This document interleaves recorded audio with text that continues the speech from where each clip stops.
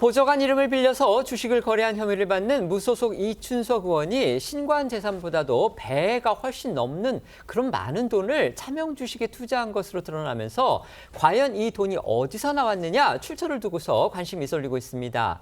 이 의원은 이 돈이 출판기념회 후원금 그리고 경조사비 등 개인 자금이다 이렇게 경찰에 해명하고 있는 것으로 전해졌는데요. 그런데 시청자분들도 아마 기시감이 들 겁니다. 이런 주장 앞선 김민석 총리 인사청문회 때처럼 석연치 않은 재산 상황이 드러날 때마다 정치인들이 단골로 내놓는 그런 주장입니다. 그래서 더욱 문제가 되고 있는 겁니다. 그렇습니다. 이춘석 의원이 최근 4년간 이 공직자윤리위원회에 신고한 재산은요, 이 적게는 4억 2천만 원에서 많게는 4억 7천만 원 수준이고요. 또 주식을 보유하고 있다고 신고한 적은 없었습니다. 하지만 이 의원이 신고 재산의 2배가 넘는 10억 원 규모를 3년간 이 차명 투자한 정황을 경찰이 포착하면서 이 주식 투자에 쓴 돈의 출처를 두고 의혹이 커지고 있습니다. 이 의원은 최근 경찰 조사에서 이 출판 기념회와 이 경조사비 등으로 마련한 개인 자금이라고 주장한 것으로 알려졌는데요. 아시는 것처럼 이 출판 기념회 후원금이나 또 이 후원금이 또 이 모금 한도나 또 내역 공개 의무가 없다는 점을 염두에 둔 해명이라는 지적이 나오고 있습니다. 당장 경찰에서도 이 의원 진술의 신빙성을 따져보고 있는 것으로 전해졌습니다. 최근 이 의원에게 목돈이 들어올 만한 경조사나 출판 기념회가 실제 있었는지 이제 이 부분부터 살펴보겠죠. 네, 이춘석 의원은 사선 의원입니다. 21대 총선에서 낙선한 적이 있었는데 이후 2021년 1월부터 이듬해 7월까지 이 장관급인 국회 사무총장을 지냈고요. 지난해 5월 말 이 22대 국회의원 임기 시작 전까지는 이 야인 생활을 했습니다. 그리고 이때, 그러니까 야인이던 2023년 11월 이 의원은 이 22대 총선 출마 직전에 이 전북 익산의 한 대학에서 출판 기념회를 가졌습니다. 익산시는 이 18대, 19대, 20대, 22대 등 이 의원에게 4차례나 이 국회의원 배지를 달아준 지역구죠. 이 행사에서 이 박병석 전 국회의장 등 이 지지자 약 1,000명이 참석을 한 것으로 알려졌는데요. 경찰은 당시 행사 이 자료를 분석을 해서 이 의원 주장의 신빙성을 확인 중인 것으로 전해졌습니다. 이에 앞서서 이 국회 사무총장으로 재직하던 지난 2021년 9월 28일에는 이 의원의 모친상이 있었습니다. 경찰에서 언급한 이 경조사비 이때일 가능성이 커 보입니다. 문제는 이춘석 의원이 자금 출처라고 주장을 하는 이 출판회, 그다음에 경조사비 실체를 규명하기가 쉽지 않다는 점입니다. 네, 출판 기념회의 경우 경조사로 구분이 됩니다. 정치자금과 달리 한도도 없고요. 회계 보고 의무도 없습니다. 출판 기념회에 대한 유일한 규제는 선거일 90일 전부터 선거일까지 출판 기념회를 열지 못한다는 공직선거법 제103조 5항이 전부인데요. 그래서 참석자들이 책의 정가가 아닌 수십 배 또는 수백 배에 달하는 돈을 책값으로 내는 경우도 있는 걸로 전해졌습니다. 이 때문에 정치권 안팎에서는 출판 기념회 수익금은 신고하거나 공개할 의무가 없다는 점을 악용해서 출판 기념회와 경조사비를 출처로 된 거 아니냐 이런 지적도 나오는 겁니다. 경찰은 이에 대해서 이제 돈의 성격이 이 의원의 주장대로 이 개인 자금이 맞는지 아니면 이 정치자금법이나 또 청탁금지법 등에 어긋나는 이런 위법 가능성은 없는지 수사력을 집중할 것으로 보이고 있고요.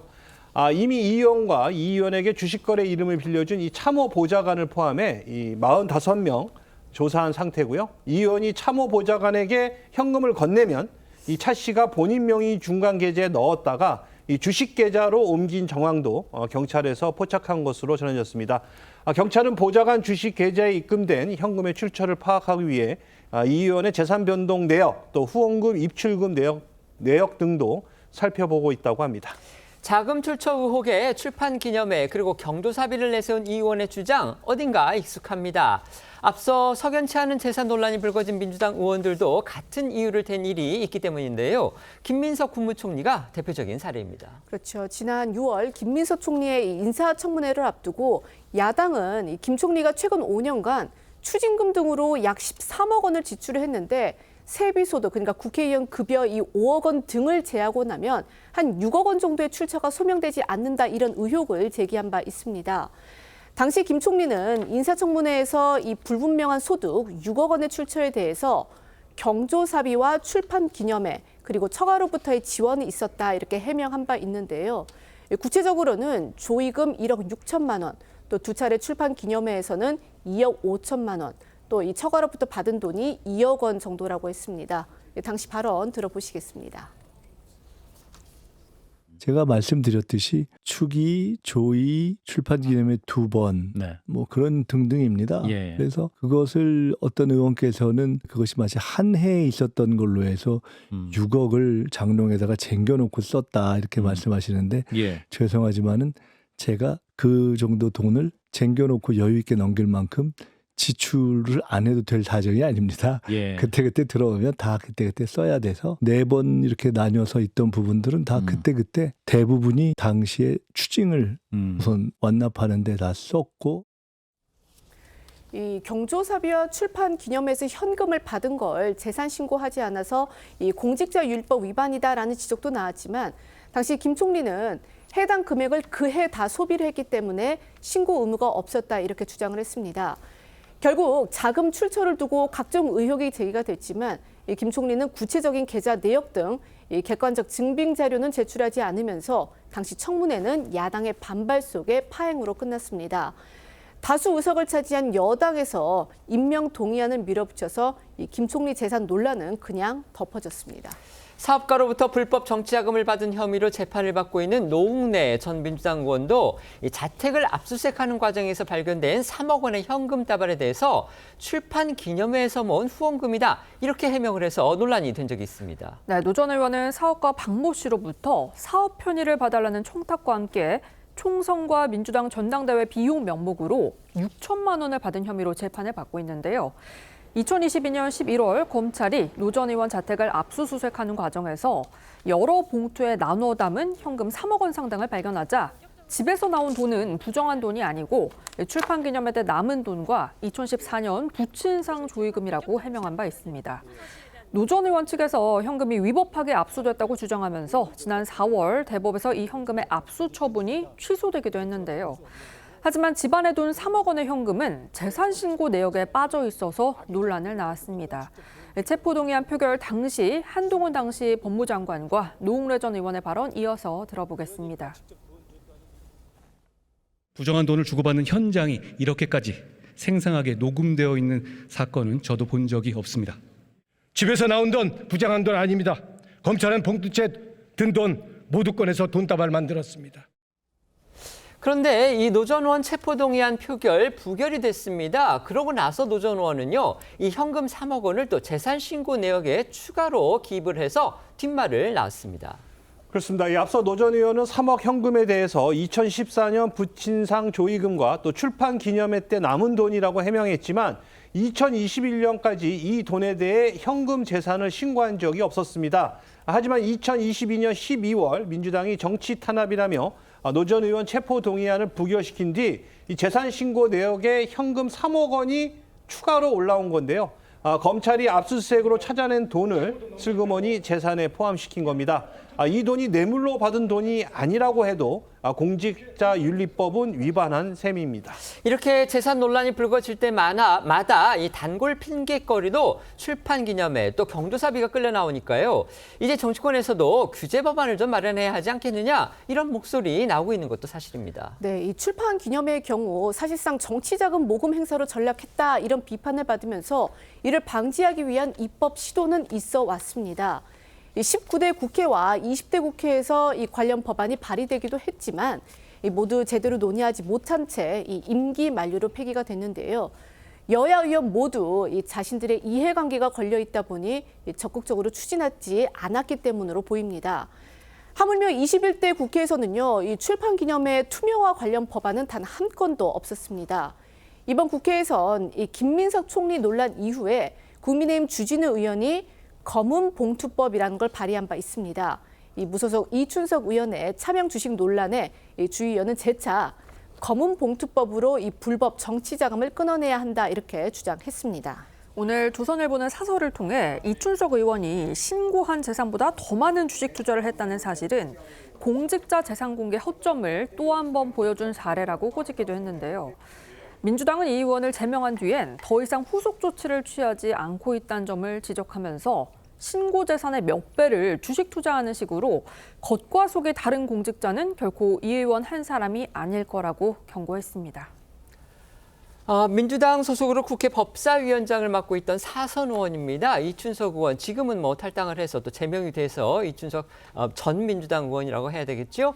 이 의원이 재산 신고액보다 2배 이상 많은 금액을 차명 주식에 투자한 것으로 드러났습니다. 그러니까 국회에 제출한 신고 내역 그걸 보면은 뭐 적게는 4억 2천, 많게는 4억 7천이 자신의 재산이다 이렇게 밝혔는데 지금 실제 차명으로 주식을 투자한 그 금액은 그보다 2배나 많은 10억 원 가량이 된다는 겁니다.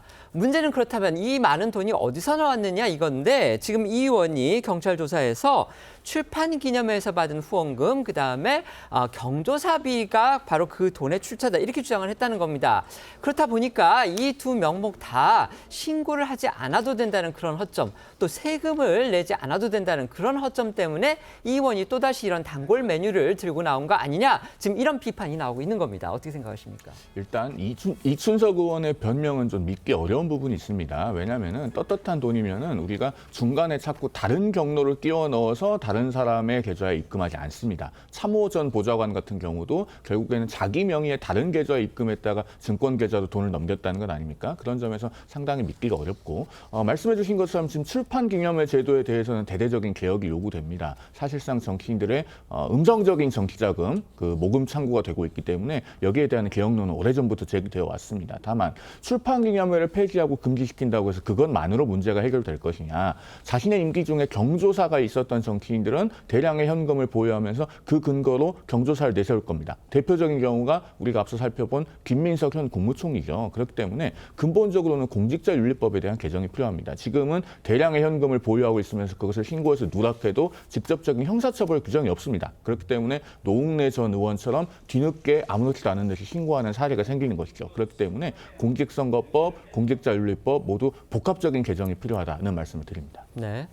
그 수입 그러니까 10억의 운영 투자금이 출판기념회 또 경조사비라고 해도 이건 납득하기가 어려운 변명으로 보입니다. 왜냐하면 실제 이 경조사 1회하고 출판기념회 한 번을 했다는 것인데 통상의 기준에 비추어서 실제 그렇게 해서 그게 편법 정치자금 모금임을 알고 했다고 하더라도 10억 상당의 금액을 모은다는 건 현실적으로 불가능하기 때문에 일단은 아마 이춘석 의원의 이 변명조차도 아마 경찰은 신뢰하지 않을 겁니다.